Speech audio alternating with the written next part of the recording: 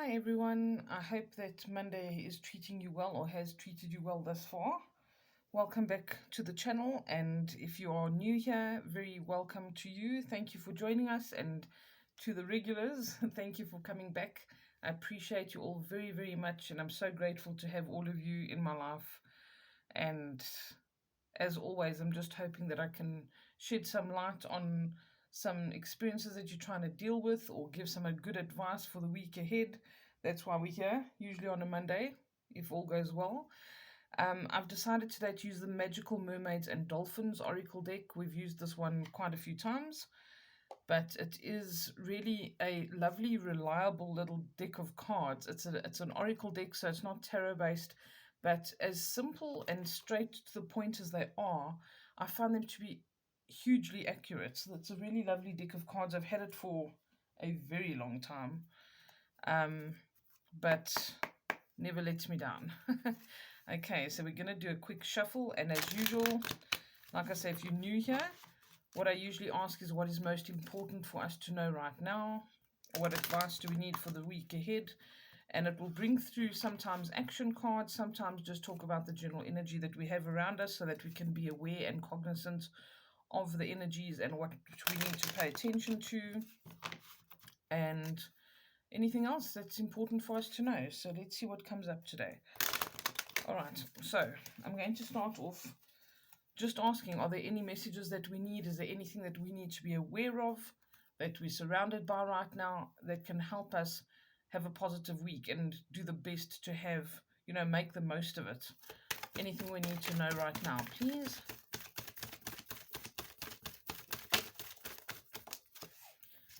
Okay, first one, soulmate relationship. All right.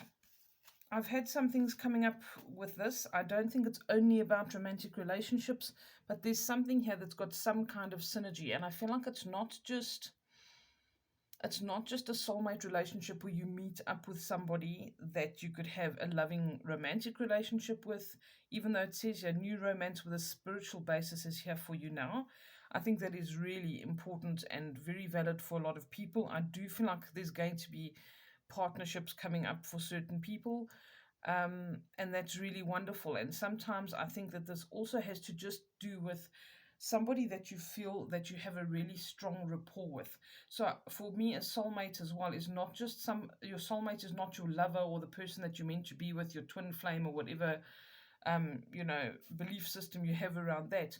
But I feel like a soulmate is a soul you've traveled with before. And that comes from experience that I've done, with readings that I've done with people that are coming together, that have been together before. They don't necessarily have to be a romantic connection, but a soulmate is a soul who's been a mate of yours before, like a friend of yours before, or a family member, or sometimes it is a spouse or a lover.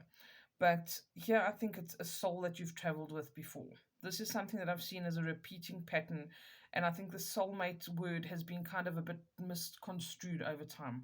So not only is this potentially like a synergistic relationship with somebody, you can see how it flows here, but I feel like also it's you coming into alignment with people that you do resonate with more.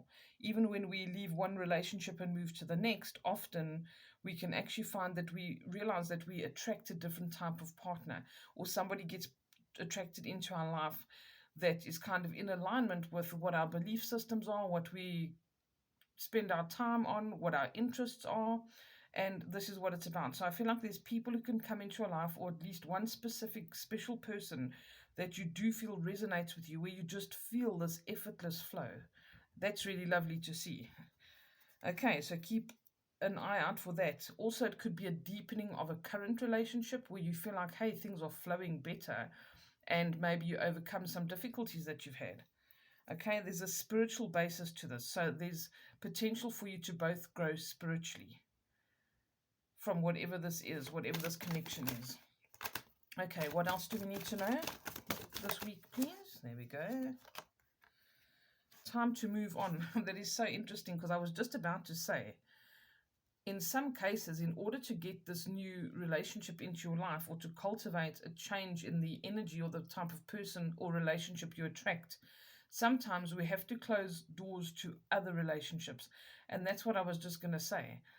This might mean that you have to let go of certain relationships to attract this or to allow this. You could be on the cusp, so to speak, of you leaving one relationship and getting into another. Or, like I said, a deepening of another relationship will usually make others fall away, especially if it's low vibration relationships where somebody's abusive or they're just not, there's not this reciprocal energy. They don't pull their weight in the relationship. There's all give and no take from your part. This kind of energy coming in will facilitate there being losses of low vibration kind of relationships and connections. And that's not a bad thing. Don't see a loss as always something that's a bad thing. Okay, sometimes that can really be a blessing. And it's not to say, well, that person no longer means anything to me or that connection never meant anything. That's not the case at all.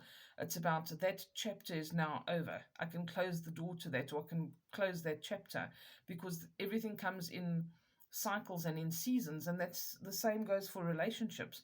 Certain people come into our lives for a certain period of time, others do stay our entire lives, but a lot of them come and go, and that is because they're there for a season, and relationships are lessons. So we need to see what the lessons are and be ready and open to move to the next one. So here it says it's time to let go of the old and worn out so that the new can come in. Time to move on. All right, so in whatever capacity that is, that can also talk about things beyond relationships. It could be a job, it could be a project that's not working out, and these can even be business partners and things like that. All right, but it's saying let go of the old, let it go, because nothing can come in if you don't let it go. It's like when you give away old clothes because you're going to go shopping for new clothes. There's an exchange of that, and then you're giving that to somebody else that needs it. Maybe somebody else needs to meet that person that you're letting go of. Maybe it's their turn to engage with other people. Maybe there's going to be growth that comes for them from that. Okay, so holding on when we're forcing something and we kind of gripping onto it too tightly, or we find it hard to move on, we need to know that when that starts feeling uncomfortable, that's the sign, that's the signal. Okay, this is time to move on, as difficult as it can be. And we do have that fear of, what comes next? What if I don't have a friend or a lover, or something doesn't come, just like sublimate that feeling of potential emptiness or loss, but something always replaces it. Okay, so let go of what no longer serves a purpose in your evolution. I'm sure you guys are sick of hearing me say that. Okay, what else do we need to know this week, please? Whoops. I tried to escape. Alchemy. You have the Midas touch right now, and every project you begin turns to gold. That is a very powerful message, okay? And when you've got these energies coming in now, it's saying, out with the old, in with the new. Grasp these things, grab them with both hands. And the Midas touch, this alchemy, means that you can manifest, means that you can create. When you visualize things and you attach that elevated excitement, or that feeling that you would feel when that actually comes into being, that is when you can really bring things into your life and manifest them. Okay, so work on the projects. Whatever you wanted to start. This is a time to start new things, and things are going to flow easily, but you need to be able to let go of other things. All right?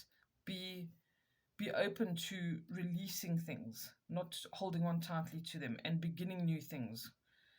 If there's something you want to achieve, something you want to work on, if you want to start writing a book, you want to start, like it says, a new creative project or new business, whatever it is, it's saying whatever you initiate now, whatever you really want to begin, has wonderful potential. Now is the time for manifestation is high.